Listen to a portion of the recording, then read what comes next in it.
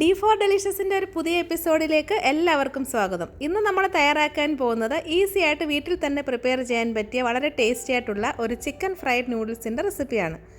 സാധാരണ ഫ്രൈഡ് നൂഡിൽസൊക്കെ ഉണ്ടാക്കുന്നത് ഫ്രഷ് ആയിട്ടുള്ള നൂഡിൽസ് വെച്ചിട്ടാണല്ലോ. പക്ഷേ നമ്മളിന്നിവിടെ തയ്യാറാക്കാൻ പോകുന്നത് എവിടെ ഈസി ആയിട്ട് വാങ്ങാൻ കിട്ടുന്ന മാഗി നൂഡിൽസ് വെച്ചിട്ടാണ്. അപ്പോൾ നമുക്ക് റെസിപ്പി കണ്ടു നോക്കാം.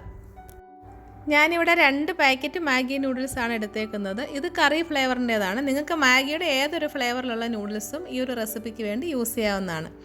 അപ്പം നമുക്ക് ഈ പാക്കറ്റ് ഒന്ന് ഓപ്പൺ ചെയ്യാം. പാക്കറ്റ് ഓപ്പൺ ചെയ്തപ്പം 2 പാക്കറ്റിൽ നിന്ന് 2 വലിയ പീസ് നൂഡിൽസും 2 പാക്കറ്റ് മസാലയും കിട്ടി. ആ മസാലയുടെ പാക്കറ്റ് ഞാനങ്ങ് എടുത്തു മാറ്റി. നമ്മളിവിടെ നൂഡിൽസ് മാത്രമേ യൂസ് ചെയ്യുന്നുള്ളൂ. അപ്പോൾ ഈ വലിയ പീസായിട്ടിരുന്നത് കൈകൊണ്ട് തന്നെ ഞാനൊന്ന് ഒടിച്ചെടുത്തിട്ടുണ്ട്. ഓരോ വലിയ പീസും ചെറിയ 6 പീസായിട്ട് ഇങ്ങനെ ഒന്ന് മുറിച്ചെടുത്തു. നമുക്കിനി ഇത് മാറ്റി വെക്കാം. ഇനി ഇതിൻ്റെയൊക്കെ ആവശ്യമുള്ള വെജിറ്റബിൾസ് എന്തൊക്കെയാണെന്ന് നോക്കാം. ഞാനിവിടെ എടുത്തേക്കുന്നത് ക്യാരറ്റ്, ബീൻസ്, ക്യാബേജ്, അതുപോലെ തന്നെ ഗ്രീൻ ക്യാപ്സിക്കം. ഇതെല്ലാം കനം കുറച്ച് നീളത്തിൽ ഇങ്ങനെ അരിഞ്ഞു വെച്ചിട്ടുണ്ട്. അപ്പം നൂഡിൽസിൻ്റെ ആ ഷേപ്പിൽ തന്നെ നീളത്തിലൊന്ന് അരിഞ്ഞു കഴിഞ്ഞാൽ കാണാനും നല്ല ഭംഗിയായിരിക്കും. പിന്നെ വേണ്ടത് ഒരു ചെറിയ സവാളയുടെ പകുതി ഭാഗം, അതും ഇതുപോലെ തന്നെ നീളത്തിൽ കനം കുറച്ച് അരിഞ്ഞു വെച്ചിട്ടുണ്ട്. 2 വലിയ അല്ലി വെളുത്തുള്ളി ചെറുതായിട്ട് കൊത്തി അരിഞ്ഞെടുക്കാം. ഇനി വേണ്ടത് ചിക്കനാണ്. ഞാനിവിടെ എല്ലില്ലാത്ത ചിക്കൻ 1/2 കപ്പ് എടുത്തിട്ടുണ്ട്. ചിക്കൻ നന്നായിട്ട് കഴുകി വൃത്തിയാക്കി അതിൻ്റെ വെള്ളമയമൊക്കെ കളഞ്ഞ് ചെറുതായിട്ട് ഇവിടെ കട്ട് ചെയ്ത് വെച്ചിട്ടുണ്ട്. നമുക്കിനി ഇതിലേക്ക് അല്പം ഓയിൽ ഒഴിച്ചു കൊടുക്കാം. ഫ്രൈ ചെയ്യുന്ന സമയത്ത് പാനിൻ്റെ അകത്ത് ഒട്ടിപ്പിടിക്കാതിരിക്കാനാണ് ഓയിൽ ചേർത്തത്. ഇനി ഇതിലേക്ക് അല്പം ഉപ്പ് കൂടി ചേർത്ത് കൊടുക്കാം. ഉപ്പ് സ്വല്പം മാത്രം ചേർത്താൽ മതി, കാരണം പിന്നീട് നമ്മൾ ഇതിൻ്റെ അകത്ത് സോസൊക്കെ ചേർക്കുമല്ലോ. അപ്പോൾ ലാസ്റ്റിൽ ഉപ്പ് നോക്കിയിട്ട് ആവശ്യമുണ്ടെങ്കിൽ ചേർത്താൽ മതി. ഇതൊന്ന് മിക്സ് ചെയ്ത ശേഷം മാറ്റി വെക്കാം. ഇനി ഒരു ബൗളിലേക്ക് 2 മുട്ട ഉടച്ചെടുത്തിട്ടുണ്ട്.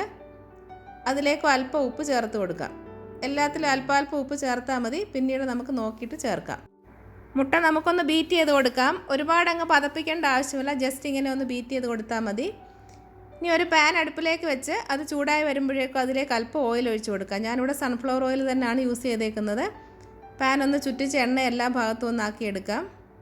ഇനി നമ്മൾ ബീറ്റ് ചെയ്ത് വെച്ചിരിക്കുന്ന മുട്ട ഇതിലേക്ക് ചേർത്ത് കൊടുക്കാം. എണ്ണ ഇപ്പം നന്നായിട്ട് ചൂടായിട്ടുണ്ട്. ഇനി ഒഴിച്ചു കൊടുക്കാം.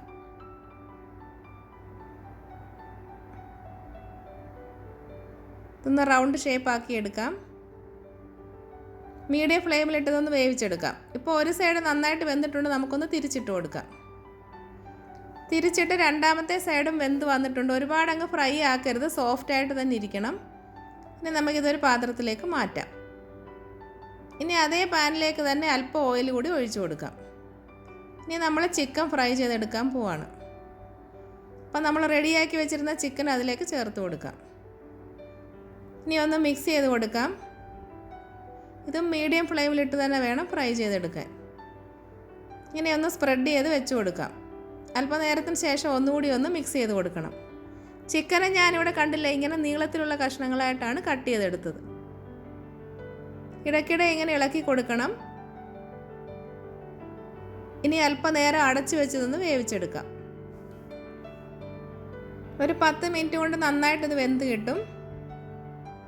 അപ്പോൾ ഇതിവിടെ വെന്തിട്ടുണ്ട്. നമുക്കിതിൻ്റെ വെള്ളമയമൊക്കെ ഒന്ന് മാറ്റിയെടുക്കാം.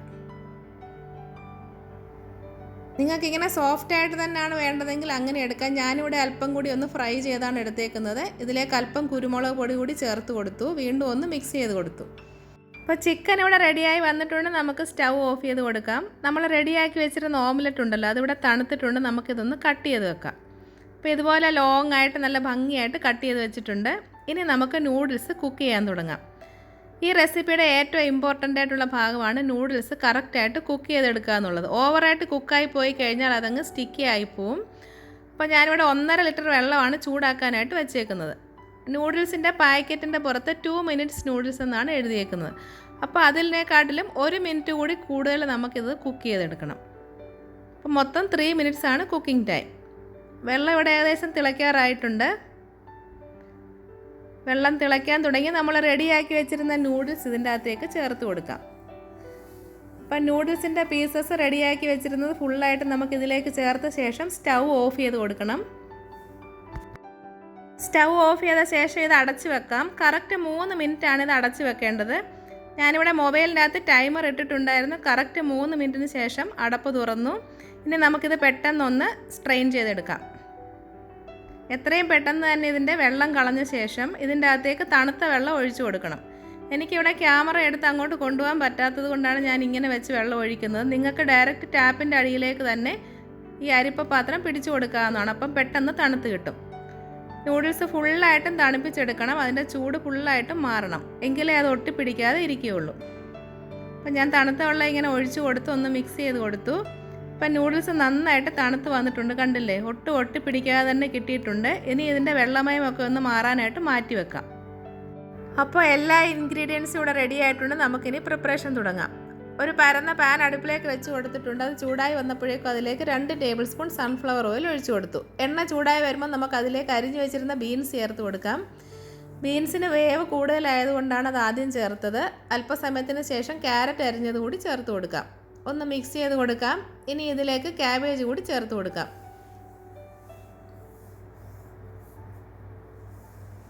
ഇനി അരിഞ്ഞു വെച്ചിരുന്ന ക്യാപ്സിക്കം കൂടി ചേർത്ത് കൊടുക്കാം. ഒന്ന് മിക്സ് ചെയ്ത് കൊടുക്കാം. ഇനി കട്ട് ചെയ്ത് വെച്ചിരുന്ന സവാള കൂടി ചേർത്ത് കൊടുക്കാം. ഒന്ന് മിക്സ് ചെയ്ത് കൊടുത്ത ശേഷം ഇതിലേക്ക് അല്പം ഉപ്പ് കൂടി ചേർത്ത് കൊടുക്കാം. ഉപ്പ് ഓവറായിട്ട് ചേർക്കരുത്, അല്പം മാത്രം ചേർത്താൽ മതി. ഇനി ഇതൊരു 3/4 ഭാഗത്തോളം വഴന്ന് വന്നിട്ടുണ്ട്. ഇനി നമ്മൾ കൊത്തി അരിഞ്ഞ് വെച്ചിരിക്കുന്ന ഗാർലിക് കൂടി ഇതിലേക്ക് ചേർത്ത് കൊടുക്കാം. ഒന്നുകൂടി ഒന്ന് മിക്സ് ചെയ്ത് കൊടുക്കണം. അപ്പോൾ ആ ഗാർലിക്കിൻ്റെ ആ ഫ്ലേവറൊക്കെ നന്നായിട്ട് ഇതിൻ്റെ അകത്തേക്കൊന്ന് പിടിക്കണം. പച്ചക്കറികൾ 3/4 ഭാഗം മാത്രം വേവിച്ചാൽ മതി. ഇപ്പോൾ ഇതിവിടെ വഴന്ന് വന്നിട്ടുണ്ട്. നമുക്കിനി സ്റ്റൗ ഓഫ് ചെയ്ത് കൊടുക്കാം. സ്റ്റൗ ഓഫ് ചെയ്ത് കൊടുത്ത ശേഷം നമ്മൾ ഫ്രൈ ചെയ്ത് വെച്ചിരുന്ന ചിക്കൻ ചേർത്ത് കൊടുക്കാം. റെഡിയാക്കി വെച്ചിരുന്ന വേവിച്ച നൂഡിൽസ് കൂടി ചേർത്ത് കൊടുക്കാം. കണ്ടില്ലേ, ഒട്ടും ഒട്ടിപ്പിടിക്കാതെയാണ് ഇവിടെ കിട്ടിയേക്കുന്നത്. ഓരോന്നോരോന്നായിട്ട് മാറി മാറി കിടക്കുന്ന രീതിയിൽ. ഇനി നമുക്കിതിലേക്ക് സോസൊക്കെ ചേർത്ത് കൊടുക്കാം. ഞാനിവിടെ തിക്ക് സോയാ സോസാണ് എടുത്തേക്കുന്നത്. ഡാർക്ക് സോയാ സോസ് അല്ലെങ്കിൽ തിക്ക് സോയാ സോസ് ചേർത്താൽ മതി. 1 ടീസ്പൂൺ ചേർത്ത് കൊടുത്തിട്ടുണ്ട്. പിന്നീട് വേണമെങ്കിൽ നമുക്ക് ചേർത്ത് കൊടുക്കാം. പിന്നെ വേണ്ടത് ടൊമാറ്റോ കെച്ചപ്പാണ്. അതും ഞാനിവിടെ 1 ടീസ്പൂൺ ചേർത്ത് കൊടുത്തിട്ടുണ്ട്. ഇനി ഇതിലേക്ക് അല്പം കുരുമുളക് പൊടി ചേർത്ത് കൊടുക്കാം. 1/2 ടീസ്പൂൺ വിനാഗിരി ചേർത്ത് കൊടുക്കാം. ഒരു 2 നുള്ളു പഞ്ചസാര ചേർത്ത് കൊടുക്കാം. ഇനി ഇതെല്ലാം കൂടി നന്നായിട്ടൊന്ന് മിക്സ് ചെയ്ത് കൊടുക്കാം. എരിവ് വേണ്ടവർക്ക് ഇതിലേക്ക് അല്പം ചില്ലി സോസോ അല്ലെങ്കിൽ അല്പം റെഡ് ചില്ലി പൗഡറോ ചേർത്ത് കൊടുത്ത ശേഷം മിക്സ് ചെയ്ത് കൊടുക്കാവുന്നതാണ്. ഇതിപ്പോൾ ഇവിടെ നന്നായിട്ട് മിക്സായി വന്നിട്ടുണ്ട്. നമുക്ക് ടേസ്റ്റ് നോക്കിയ ശേഷം ആവശ്യത്തിനുള്ള ഉപ്പ് ചേർത്ത് കൊടുക്കാം. സോയ സോസോ ടൊമാറ്റോ കെച്ചപ്പോ ഒക്കെ ആവശ്യമുണ്ടെങ്കിലും ഈ ഒരു സ്റ്റേജിൽ ടേസ്റ്റ് നോക്കിയിട്ട് ചേർത്ത് കൊടുക്കാവുന്നതാണ്. ഞാനിവിടെ ചേർത്ത് കൊടുത്തിട്ടില്ല, കാരണം കറക്റ്റ് ടേസ്റ്റ് ആയിരുന്നു. ഉപ്പ് മാത്രമേ ചേർത്ത് കൊടുത്തിട്ടുള്ളൂ. ഇനി നമ്മൾ കട്ട് ചെയ്ത് വെച്ചിരുന്ന മുട്ടയുടെ പീസസ് കൂടി ഇതിലേക്ക് ചേർത്ത് കൊടുക്കാം. ഒന്നുകൂടി ഒന്ന് മിക്സ് ചെയ്ത് കൊടുക്കാം. ഇത്രയും കാര്യങ്ങൾ നമ്മൾ സ്റ്റൗ ഓഫ് ചെയ്തിട്ട ശേഷമായിരുന്നു ചെയ്തത്. ഇനി നമുക്ക് സ്റ്റൗ ഓൺ ചെയ്ത് കൊടുക്കാം. സ്റ്റൗ ഹൈ ഫ്ലെയിമിലിട്ട ശേഷം 1 മിനിറ്റ് നേരം നന്നായിട്ട് ഇതൊന്ന് ഇളക്കി കൊടുക്കണം. സോസിൻ്റെയും ചിക്കൻ്റെയും മുട്ടയുടെയൊക്കെ ടേസ്റ്റ് നന്നായിട്ട് ആ നൂഡിൽസിൻ്റെ അകത്തുനിന്ന് പിടിച്ചു വരണം. 1 മിനിറ്റിന് ശേഷം സ്റ്റൗ ഓഫ് ചെയ്ത് കൊടുക്കാം. ഓഫ് ചെയ്ത ശേഷവും കുറച്ച് നേരം ഒന്ന് മിക്സ് ചെയ്ത് കൊടുക്കണം. ഇല്ലെങ്കിൽ പാനിൻ്റെ ചൂടുകൊണ്ട് ചിലപ്പോൾ നൂഡിൽസ് കട്ടിയായി പോകും. കണ്ടില്ലേ, ഒട്ടും ഒട്ടിപ്പിടിക്കാതെ നല്ല രീതിയിൽ ഇവിടെ കിട്ടിയിട്ടുണ്ട്. നല്ലൊരു ടെക്സ്ചറിലാണ് കിട്ടിയേക്കുന്നത്. അപ്പോൾ വളരെ ടേസ്റ്റി ആയിട്ടുള്ള ചിക്കൻ ഫ്രൈഡ് നൂഡിൽസ് ഇവിടെ റെഡി ആയിട്ടുണ്ട്. ഈ റെസിപ്പി നിങ്ങൾ എല്ലാവരും ഒന്ന് ട്രൈ ചെയ്ത് നോക്കിയിട്ട് നിങ്ങളുടെ ഫീഡ്ബാക്ക് അറിയിക്കാൻ മറക്കരുത്. വീഡിയോ ഇഷ്ടപ്പെട്ടാൽ ചാനൽ സബ്സ്ക്രൈബ് ചെയ്യാനും ലൈക്ക് ചെയ്യാനും ഷെയർ ചെയ്യാനും മറക്കരുത്. ഒരു പുതിയ റെസിപ്പിയുമായി നമുക്ക് ഉടനെ കാണാം. അതുവരേക്കും ബൈ ബൈ.